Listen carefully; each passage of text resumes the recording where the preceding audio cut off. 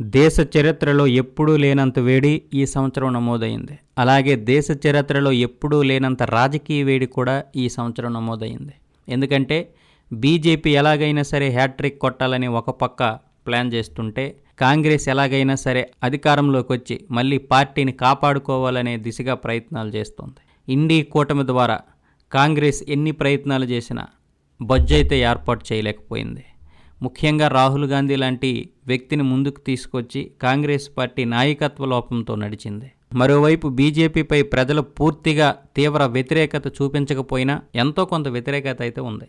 ముఖ్యంగా భారతదేశ ప్రజలకి ఎవరినైనా సరే 2 సార్ల కంటే ఎక్కువగా చూడడం ఇష్టం ఉండదు.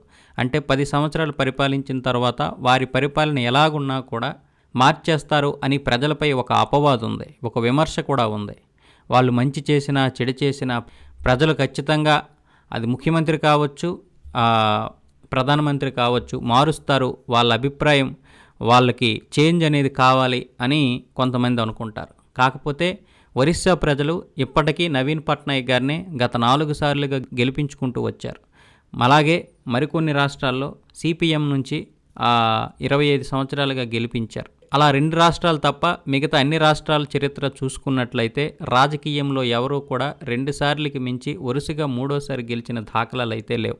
ఇప్పుడు అన్ని విధాలుగా హ్యాట్రిక్ కొట్టాలని అందరూ ప్లాన్ చేస్తున్నారు. ఒకవైపు పశ్చిమ బెంగాల్లో మమతా బేగం గారు కూడా అదే ప్లాన్ చేస్తున్నారు, హ్యాట్రిక్ కొట్టాలని. మరోవైపు దేశంలో మళ్ళీ ప్రధానమంత్రిగా ఉండడమే కాకుండా 370కి పైగా సీట్లు సాధించి రాజ్యసభలో కూడా రాజ్యాంగ సవరణలు చేసే విధంగా బీజేపీ దూసుకుపోతోంది. మరి ఈ రాజకీయ వేడిలో ఎవరు గెలుస్తారు, ఎవరు ఓడుతారు పక్కన పెడితే ఎగ్జిట్ పోల్స్ అనేవి కొన్ని ఉంటాయి.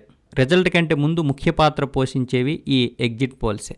ఈ ఎగ్జిట్ పోల్స్ అంటే ఏంటో చూసినట్లయితే మొత్తం దేశంలో 44 రోజుల పాటు జరిగిన ఈ 7 దశల సార్వత్రిక ఎన్నికలు ఈ రోజుతో పూర్తి కానున్నాయి. మొత్తం 543 లోక్సభ ఎన్నికలతో పాటు ఆంధ్రప్రదేశ్, అరుణాచల్ ప్రదేశ్, సిక్కిం, ఒడిశా రాష్ట్రాల అసెంబ్లీలకు ఈ 7 దశల్లో ఎన్నికలు జరుగుతున్నాయి. అయితే అరుణాచల్ ప్రదేశ్, సిక్కిం ఫలితాలు జూన్ 2వ తేదీన వెలువడనుండగా మిగిలిన ఆంధ్రప్రదేశ్, ఒడిశా అసెంబ్లీతో పాటు అన్ని లోక్సభ ఎన్నికల ఫలితాలు జూన్ 4న ప్రకటించనున్నారు.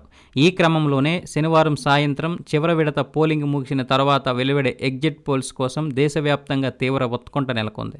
కేంద్రంలో ప్రస్తుతం అధికారంలో ఉన్న నరేంద్ర మోదీ నేతృత్వంలోని ఎన్డీఏ కూటమి హ్యాట్రిక్ కొట్టి తిరిగి అధికారంలోకి వస్తుందా లేక దాదాపు 30 ప్రతిపక్ష పార్టీలు కలిపి ఏర్పాటైన ఇండియా కూటమి అధికారాన్ని చేజిక్కించుకుంటుందా అనే ఆసక్తి అయితే నెలకొంది.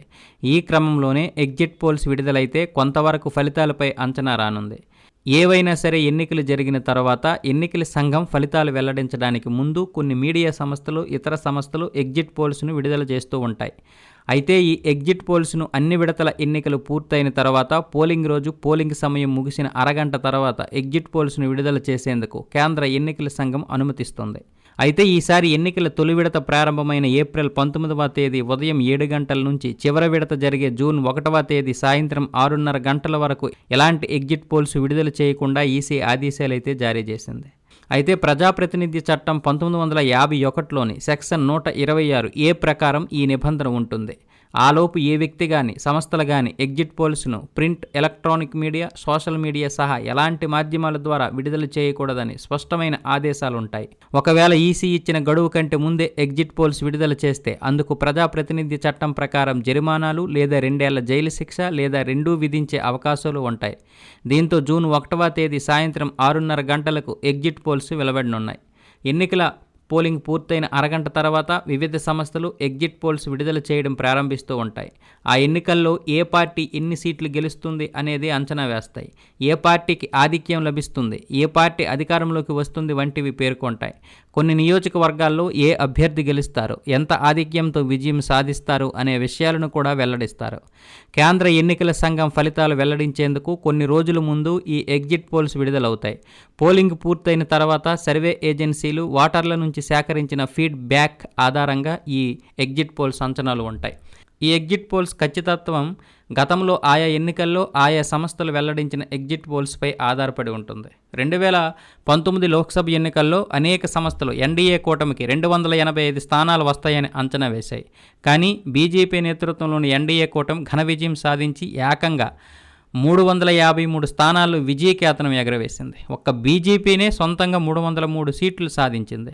కాంగ్రెస్ పార్టీ కేవలం 52 స్థానాలకు మాత్రమే పరిమితం కాగా కాంగ్రెస్ నేతృత్వంలోని యూపీఏ కూటమికి 91 సీట్లు మాత్రమే వచ్చాయి. ఇక 2014లో ఎన్డీఏ కూటమికి 257 నుంచి 340 సీట్లు వస్తాయని అంచనా వేయగా 336 స్థానాలు సాధించింది. అయితే గత కొన్నేళ్లుగా ఎగ్జిట్ పోల్స్ అంచనాలు, ఫైనల్ ఫలితాలు దాదాపు సమానంగా ఉంటున్నాయని రాజకీయ నిపుణులు పేర్కొంటున్నారు.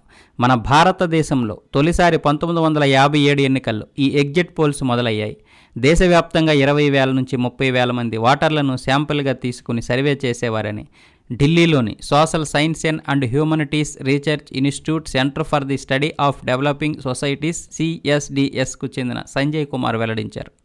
దేశంలో నిర్వహించిన రెండో సార్వత్రిక ఎన్నికల సందర్భంగా 1957లో Indian institute of public opinion post poll సర్వేను నిర్వహించింది. ఇక 1996లో దేశవ్యాప్తంగా ఎగ్జిట్ పోల్ నిర్వహించేందుకు ప్రభుత్వ ప్రసార సంస్థ దూరదర్శన్ CSDSను నియమించింది. ఆ తర్వాత అనేక సంస్థలు ఎగ్జిట్ పోల్స్ వెల్లడించడం ప్రారంభించాయి.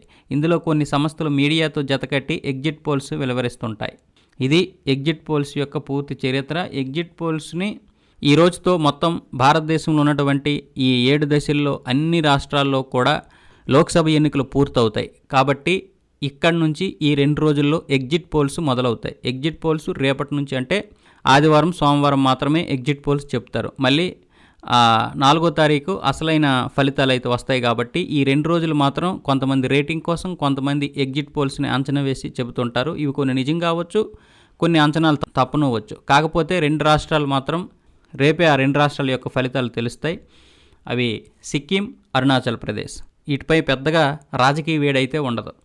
ముఖ్యంగా చెప్పాలంటే ఇక్కడ అసెంబ్లీ ఎన్నికలు జరిగేది ఒరిస్సా, ఆంధ్రప్రదేశ్, సిక్కిం, అరుణాచల్ ప్రదేశ్. కాబట్టి ఆంధ్రప్రదేశ్లో ఉన్నంత రాజకీయ వేడి బహుశా ఎక్కడా ఉండకపోవచ్చు. ఉన్నా కూడా దక్షిణాదిలో మాత్రం ఆంధ్రప్రదేశ్కే రాజకీయ వేడి ఎక్కువ. ఇక్కడ లోక్సభతో పాటు అసెంబ్లీ కూడా జరిగాయి. కాబట్టి ఇక్కడ ఎవరు ప్రభుత్వాన్ని ఏర్పాటు చేస్తారు అనేది ప్రధాన అంశంగా మారింది. ముఖ్యంగా ప్రజల్లో కూడా ఒక ఉత్కంఠ, నాయకుల్లో కూడా ఒక ఉత్కంఠ ఉంది. దేశవ్యాప్తంగా ఎంతో కొంత ప్రభావం చూపించే రాష్ట్రం ఆంధ్రప్రదేశ్ రాజకీయంలో.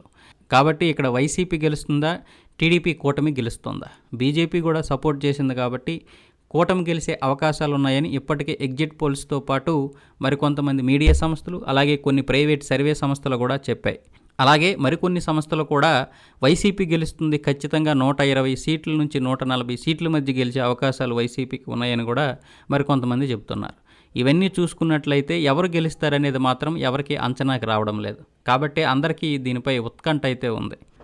ఇక సార్వత్రిక ఎన్నికల ప్రక్రియ ముగిసిన నేపథ్యంలో ఆంధ్రప్రదేశ్ అసెంబ్లీ ఎన్నికలకు సంబంధించిన ఎగ్జిట్ పోల్స్ గురించి చూస్తే వివిధ మీడియా హౌసులు, సర్వే సంస్థలు ప్రజల నుంచి ప్రజాభిప్రాయాలను సేకరించి వాటిని క్రోడీకరించి రాష్ట్రంలో ఏ పార్టీ అధికారంలోకి రాబోతుందో అంచనా వేశాయి. ఏపీలో మే 13న జరిగిన ఎన్నికల్లో ఇంతకు ముందెన్నడూ నమోదు కాని విధంగా అత్యధికంగా 82.36% పోలింగ్ నమోదైంది. భారీ పోలింగ్ తగినట్లుగానే ఎగ్జిట్ పోల్స్ వెలువడ్డాయి.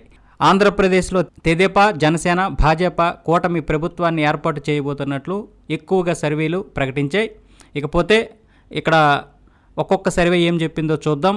రైజ్ తెదేపాకి 113 నుంచి 122 వచ్చే అవకాశాలు ఉన్నాయి. వైకాపాకి 48 నుంచి 60, అలాగే ఇతరులు 1. ఇక జనగలం 104 నుంచి 118, వైకాపాకి 44 నుంచి 57. ఇక చాణక్య స్ట్రాటజీస్ తెదేపాకి 114 నుంచి 125 వచ్చే అవకాశాలు ఉన్నాయి. వైకాపా 39 నుంచి 49, ఇతరులు 1. పైనీర్ అయితే ఏకంగా కూటమికి 144 వచ్చే అవకాశాలు ఉన్నాయి. ఇక వైసీపీకి 31. పీపుల్స్ పల్స్ కూటమికి 111 నుంచి 135, అలాగే వైకాపాకి 45 నుంచి 60. కేకే సర్వీస్ అయితే కూటమికి 161 వచ్చే అవకాశాలు ఉన్నాయి. ఇక వైకాపాకి 14 అని చెప్తున్నారు. ఇక లోక్సభ ఎన్నికల గురించి చూస్తే ఇండియా టీవీ అయితే తెదేపాకి 19 నుంచి 21, వైకాపాకి 3 నుంచి 5, రైజు 17 నుంచి 20 వచ్చే అవకాశాలు ఉన్నాయి కూటమికి, అలాగే వైకాపాకి 7 నుంచి 10 వచ్చే అవకాశాలు ఉన్నాయి. ఇక చాణక్య స్ట్రాటజీ విషయానికి వస్తే తెదేపాకి 17 నుంచి 18, 6 నుంచి వైకాపాకి 6 నుంచి 7 వచ్చే అవకాశాలు ఉన్నాయి. పైనీరు తెదేపా కూటమికి 20, వైకాపాకి 5. పీపుల్స్ పల్స్ అయితే కూటమికి 17 నుంచి 19 వచ్చే అవకాశాలు ఉన్నాయి. వైకాపాకి 3 నుంచి 5 వచ్చే అవకాశాలు ఉన్నాయి. కేకే సర్వీస్ అయితే మొత్తం 25 కూడా కూటమికి వచ్చే అవకాశాలు ఉన్నాయని చెప్తుంది. ఇక ఇండియా న్యూస్ డి డైనమిక్స్ కూటమికి 18, వైకాపాకి 7. ఏబీపీ సి వాటర్ తెదేపాకి 21 నుంచి 25 వచ్చే అవకాశాలు ఉన్నాయి. అలాగే వైసీపీకి వస్తే 4 వచ్చే అవకాశాలు ఉన్నాయని చెప్పారు. ఇక న్యూస్ 18 తెదేపాకి 19 నుంచి 22, అలాగే వైకాపాకి 5 నుంచి 8 వచ్చే అవకాశాలు ఉన్నాయని చెప్పింది. సిఎన్ఎక్స్ తెదేపా కూటమికి 19 నుంచి 21, అలాగే వైకాపాకి 3 నుంచి 5 వచ్చే అవకాశాలు ఉన్నాయని చెప్పారు. మొత్తం ఆంధ్రప్రదేశ్లో 175 అసెంబ్లీ స్థానాలకు జరిగిన ఎన్నికల్లో 2387 మంది అభ్యర్థులు బరిలో నిలిచారు. అత్యధికంగా తిరుపతి అసెంబ్లీ నియోజకవర్గం నుంచి 46 మంది పోటీలో ఉండగా, అనకాపల్లి జిల్లా చోడవరం అసెంబ్లీ నుంచి అత్యల్పంగా 6 పోటీ చేశారు. మంగళగిరిలో నారా లోకేష్ సహా 40 మంది బరిలో ఉన్నారు. కుప్పం నుంచి చంద్రబాబు సహా 13 మంది, పిఠాపురం అసెంబ్లీ బరిలో పవన్ సహా 13 మంది పోటీలో నిలిచారు. పులివెందుల నియోజకవర్గంలో జగన్ సహా 27 మంది పోటీ చేశారు. ఇవి ఎగ్జిట్ పోల్స్ ప్రకారము. అందుకే టీడీపీ శ్రేణుల్లో ఉత్సాహంగా కనిపిస్తుంది. ఇప్పుడు జూన్ 4న ఏం జరగబోతుంది అనేది ఫైనల్గా తెలుస్తుంది. దీనిపై మీ అభిప్రాయం ఏంటో కింద కామెంట్ రూపంలో తెలియజేయండి.